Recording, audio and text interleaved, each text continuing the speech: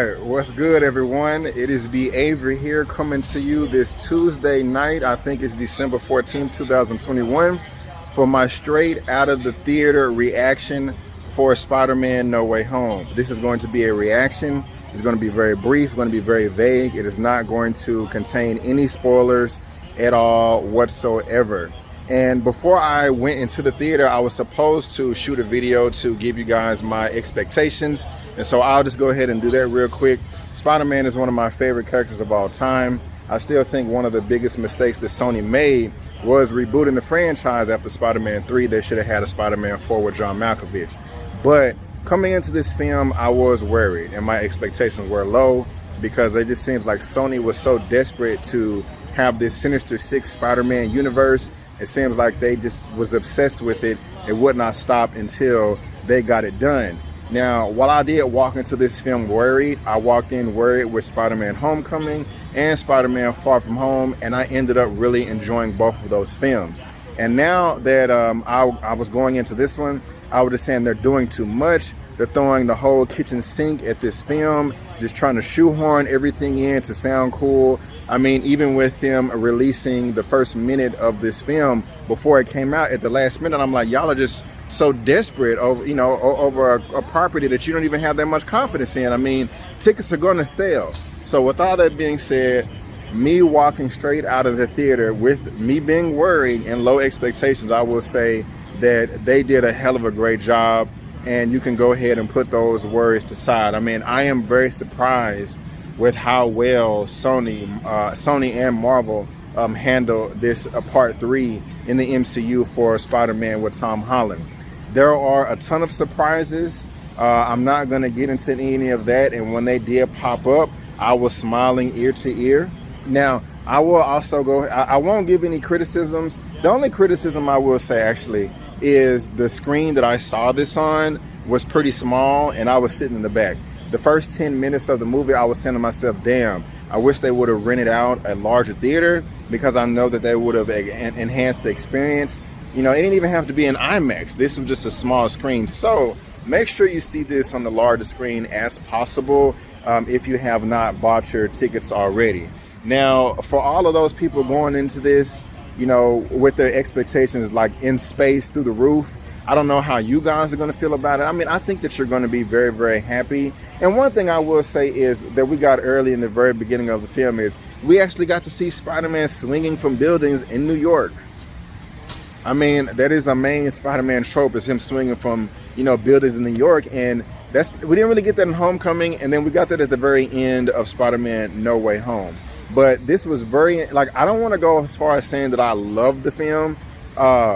Close, but I really, really, really, really, really did enjoy it.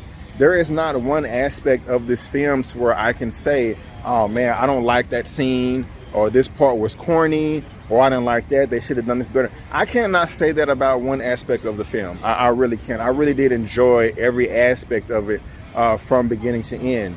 And I don't even want to just say that there are some things that they could have done better. It's just like, I can't get into that without getting into spoilers, and I don't want to do that.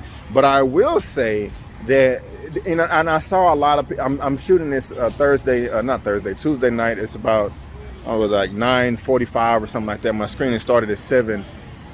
Monday night when they had the red carpet premiere, I checked out a few reactions. A lot of people were saying fan service and nostalgia. That is true.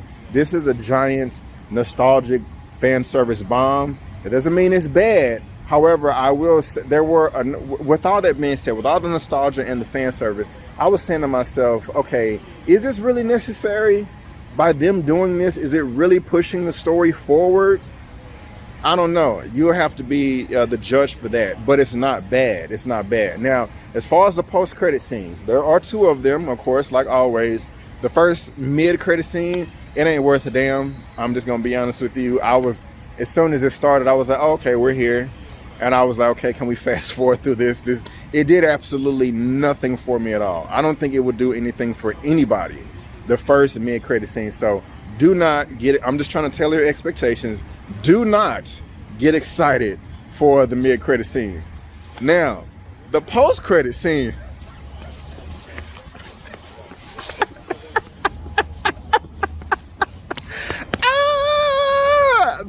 right there. I was zoomed in, like, what's going on? Oh, that was nice. I don't even want to say. Of course, I don't even want to say what it is. Yeah, I don't want to say nothing. But I was hyped. I was like, I cannot wait to see that right there. I cannot wait. It is going down. It is going down. And I'm trying to think if I've seen anybody online predict what. No, I have not. And I pay attention to theories. I pay attention to Eman's theories. I pay attention to Rob with Comics Explained and Geek Culture Explained. I pay attention to New Rock Stars and John Campia and the Real Rejects and everybody. You know what I'm saying? I'm gonna be up there too. I'm gonna get my 1 million subs, but I have not seen anybody predict what is going on in the final post credit scene. But overall, guys, I'm gonna just keep it short and wrap this thing up. I really did enjoy the film. Walking in worried, walking in with low expectations. There are a lot of surprises, and the film is very heartfelt too. It's very heartfelt. Peter definitely is going to grow up or has grown up after this film, and yeah, and the thing about it, out of No Way Home, Homecoming, and Far From Home, I still can't decide which one is my favorite.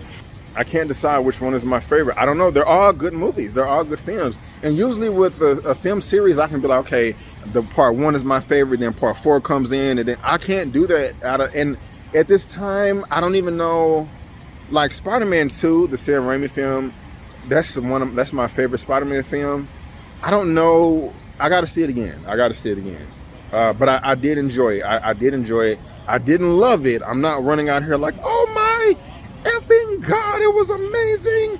It was the best Spider-Man movie ever. It was a good ass Spider-Man movie. It was a great ass Spider-Man movie. And I'm not disappointed. Let's just say that I'm not disappointed. Somebody that, and I'm a person that was like, man, I just wanted like Apple, so I almost fell and busted my ass. That would have been embarrassing.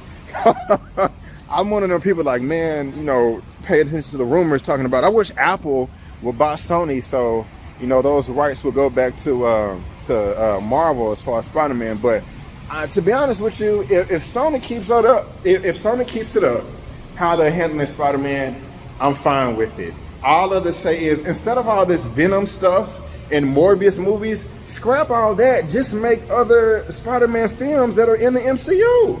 Why you gotta have your own universe? I mean, well, I don't want this video to be too long. I'll talk more about that in my formal review. This is just my reaction. I'm going to actually do a review for the film, written and a YouTube video. I'm also going to do a spoiler review on YouTube as well. And so make sure you click over here for that when that posts. And right now, also please click on my review for Swan Song with Naomi Harris and Mahershala Ali. That film was great as well. But guys, again, that is just my opinion, and I want to thank you so much for tuning in. And before you go, don't forget that my name is Brandon Keith Avery. That's just my opinion. Please subscribe to my channel. Help me reach 35,000 subscribers on my way to 100K. And I'll see you guys next time. Peace out.